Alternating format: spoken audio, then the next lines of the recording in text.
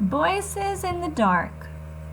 Finally, after what seemed like a forever of running, someone yelled, "I think we lost him!" "Amos?" "I'm right here," said Amos's voice, a few feet behind us. "We can stop," Miles yelled from farther up. "Jack!" I yelled. "Whoa," said Jack. "I'm here. I can't see a thing." "Are you sure we lost him?" Henry asked, letting go of my arm. That's when I realized that he'd been the one who was pulling me as we ran. "Yeah. Shh, let's listen." We all got super quiet, listening for footsteps in the dark. All we could hear were the crickets and frogs and our own crazy panting. We were out of breath, stomachs hurting, bodies bent over our knees. "We lost them," Henry said. "Whoa, that was intense. What happened to the flashlight? I dropped it." "How did you guys know?" said Jack. "We saw them before. They look like jerks." "You just rammed into him," I said to Amos. "I know, right?" laughed Amos.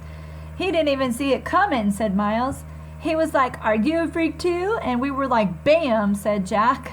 "Bam," said Amos, throwing a fake punch in the air. But after I tackled him, I was like, "Run, Amos, you schmuck. He's 10 times bigger than you." And I got all up and started running as fast as I could. We all started laughing. I grabbed Augie and I was like, "Run," said Henry. "I didn't even know it was you pulling me," I answered. "That was wild," said Amos, shaking his head. "Totally wild." "Your lip is bleeding, dude." "Yeah, I got in a couple of good punches," answered Amos, wiping his lip. "I think they were like 7th graders. They were huge." "Losers," Henry shouted really loudly, but we all shushed him. "Shh." We listened for a second to make sure no one had heard him. "Where the heck are we?" asked Amos. "I can't even see the screen." "I think we're in the cornfields," answered Henry. "Duh, we're in the cornfields," said Miles, pushing a corn stalk at Henry. "Okay, I know exactly where we are," said Amos. "We have to go back in this direction, and that'll take us to the other side of the field." "Yo, dude," said Jack, hand high in the air. "That was really cool of you guys to come back for us. I mean, really cool. Thanks." "No problem," answered Amos, high-fiving Jack. And then Miles and Henry high-fived him too. "Yeah, dudes, thanks," I said, holding up my palm like Jack had just had, though I wasn't sure if they'd high-five me too. Amos looked at me and nodded. "It was cool how you stood your ground, little dude," he said, high-fiving me. "Yeah, Augie," said Miles, high-fiving me too. "You were like, 'We're littler than you guys.'" I didn't know what else to say, I laughed. "Very cool," said Henry, and he high-fived me too. "Sorry I ripped your sweatshirt." I looked down and my sweatshirt was completely torn down the middle. One sleeve was ripped off and the other was so stretched out it was hanging down to my knees. "Hey, your elbow's bleeding," said Jack. "Yeah," I shrugged. It was starting to hurt a lot. "You okay?" said Jack, seeing my face. I nodded. Suddenly, I felt like crying, and I was trying really hard not to do that. Think about that, guys. He has just been through a tremendous shock, a panic, a fight, a dangerous situation of bullies who they were not backing down. They were straight up bullies, making fun of his face and started, pushing him down, making fun of him. That's exactly what a bully would do. And so, could they have avoided this whole situation? Yeah, they could have. They would have listened to the teachers and the nature preserve people. It's all for safety, guys. Thankfully, these guys were there to get them out of that mess. But still, they could have avoided the whole thing. But it was a very traumatic experience for Augie. You got to think about it in his shoes. He's smaller than everybody. And he's not used to this kind of interaction at all. And now he's wounded and he's hurting, right? "Wait, your hearing aids are gone," said Jack. "What?" I yelled, touching my ears. The hearing aid band was definitely gone, and that's why I felt like I was underwater. "Oh no," I said, and that's when I couldn't hold it in anymore. Everything that had just happened kind of hit me, and I couldn't help it. I started to cry, like big crying, what Mom would call the waterworks. I was so embarrassed. I hid my face in my arm, but I couldn't stop the tears from coming. The guys were really nice to me, though. They patted me on the back. "You're okay, dude. It's okay," they said. "You're one brave little dude, you know that?" said Amos, putting his arm around my shoulders. And when I kept on crying, he put both his arms around me like my dad would have done and let me cry. What a nice guy he turns out to be, huh? The Emperor's Guard. We backtracked through the grass for a good 10 minutes to see if we could find any of my hearing aids, but it was way too dark to see anything. We literally had to hold on to each other's shirts and walk in a single file so we wouldn't trip over one another. It was like black ink had been poured all around. "This is hopeless," said Henry. "They could be anywhere." "Maybe we can come back with a flashlight," answered Amos. "No, it's okay," I said. "Let's just go back. Thanks, though." We walked back towards the cornfields and then cut through them until the back of the giant screen came into view. Since it was facing away from us, we didn't get any light from the screen at all until we walked right around to the edge of the woods again. That's where we finally started to see a little light. There was no sign of the 7th graders anywhere. "Where did you think they went?" said Jack. "Back to the food trucks," said Amos. "They're probably thinking we're going to report them." "Well, are we?" asked Henry. They looked at me, and I shook my head. "Okay," said Amos, "but, little dude, don't walk around here alone again, okay? If you need to go somewhere, tell us, and we'll go with you." "Okay," I nodded. As we got closer to the screen, I could hear high on a hill was a lonely gathered, and could smell cotton candy from one of the concession stands near the food trucks. There were lots of kids milling around in this area, so I pulled what was left of my hoodie over my head and kept my face down, hands in pockets, as we made our way through the crowd. It had been a long time since I'd been out without my hearing aids, and I felt like I was miles under the earth. It felt like that song Miranda used to sing to me. "Ground control to Major Tom. Your circuit's dead, there's something wrong." I did notice as I walked that Amos had stayed right next to me, and Jack was close on the other side of me, and Miles was in front of us, and Henry was in back of us. They were surrounding me as we walked through the crowds of kids, like I had my own Emperor's Guards. Sleep. Then they came out of the narrow valley, and at once she saw the reason. There stood Peter and Edmund, and all the rest of Aslan's army fighting desperately against the crowd of horrible creatures whom she had seen last night, only now, in the daylight, they looked even stranger and more evil and more deformed. I stopped there. I'd been reading for over an hour, and sleep still didn't come. It was almost 2 a.m. Everyone else was asleep.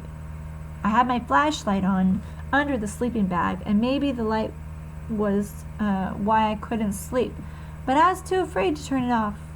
I was afraid of how dark it was outside the sleeping bag. Sounds like he's still a little bit shocked, huh? When we got back to our section in the front of the movie screen, no one had even noticed that we were gone.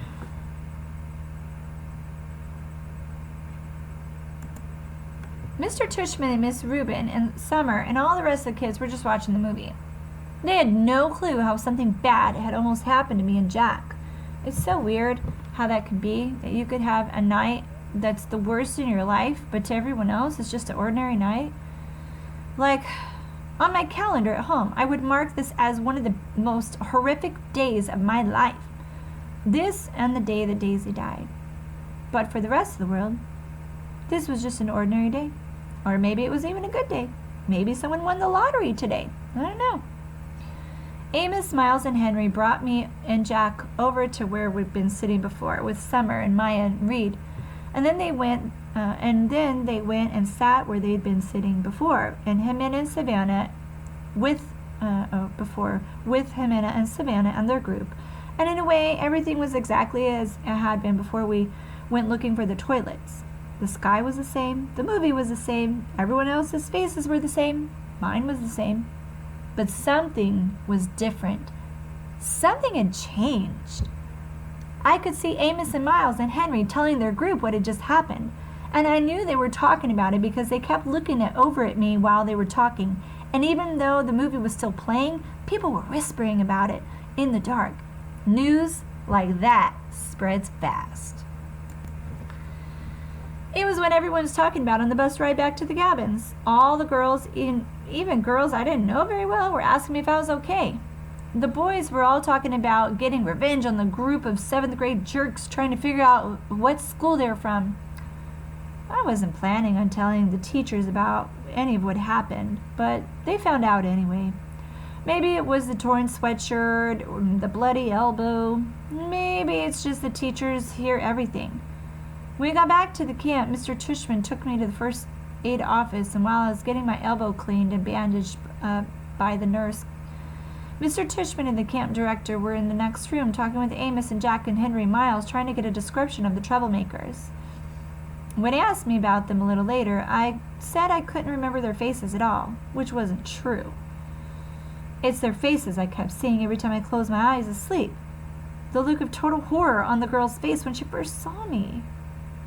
The way the kid with the flashlight, Eddie, looked at me as he talked, like he hated me.